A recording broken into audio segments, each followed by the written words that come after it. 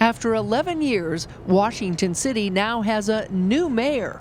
Previously serving on both the Washington City Council and Planning Commission, Cress Staley is now the city's newest leader. Staley was sworn into his new 4-year term and plans to keep the heritage alive. This area is where those early settlers, 164 years ago, came and they settled here in the downtown Washington area next to the Adair Spring, next to the Warm Springs and the Mill Creek and the Virgin River, and they were tasked with growing cotton. So the heritage is so rich here. We have such a strong foundation that however we grow, we cannot lose sight, we cannot forget that we are building upon their shoulders. A wall of mayors who have served Washington City since the 1800s includes pictures of those early pioneers, many of whom began in the cotton fields. Staley now joins them as a fourth-generation mayor. It was years later that my great-grandfather, Franklin Staley, came from Santa Clara, my family had settled in that area, came to Washington City to work at the cotton factory. His only son, Woodrow Wilson Staley, was my grandfather, also served as mayor, and then his son, Frank Staley, served as mayor. So I guess I'm a fourth-generation mayor. I'm proud to be part of that, but more than anything, really proud of all of the families and all of the rich heritage and people who have come before me and live in Washington, and those who are now coming, who have founded and are part of our history that's in the making. Staley remembers a time when the town he grew up in was not that popular, unlike today, where it's one of the fastest growing cities in Washington County. In fact, in 1993, when I graduated from high school, they had a population of about 4,200 residents.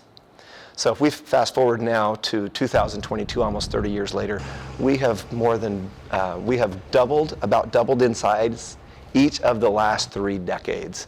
So there's certainly some exponential growth. When developers, whether that be residential or commercial, when they bring forward a project, we're asking, how will your project benefit Washington City and those who live here? Staley isn't alone in keeping up with his family's tradition of serving. Mayor Michelle Randall, who was sworn in as St. George's first woman-elected mayor after being appointed to fill a void in 2021, is also excited to keep the heritage close as it grows. Try and manage that growth the best we can and still maintain that hometown feel. I think that's what people love about St. George. That's why they come here in droves. Mayor Randall is among several women who ran and was successfully elected to commission and mayoral seats across Washington County. Michelle Tanner and Natalie Larson were also sworn into their new St. George City Council seats. There's 7 of us now in the county, and 4 years ago that would be unheard of. And today we're making history with 3 females on our city council. That's never happened either. But I am truly excited and passionate and know that this is where I am supposed to be. But I don't take this lightly. It is a public service. I love this community.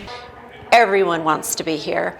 And we have so many issues, important issues that we face. And to be able to try and not always be on defense and look at the offense and what's coming and try and be prepared for what's coming.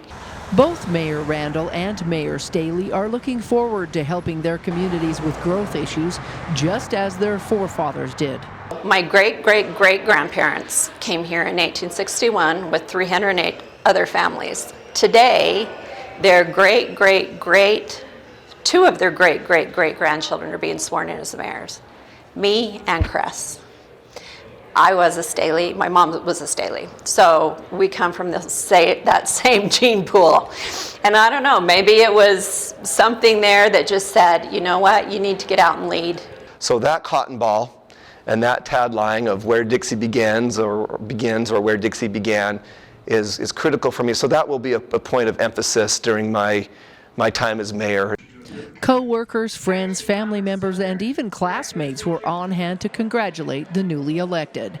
Melissa Anderson, Community Education News.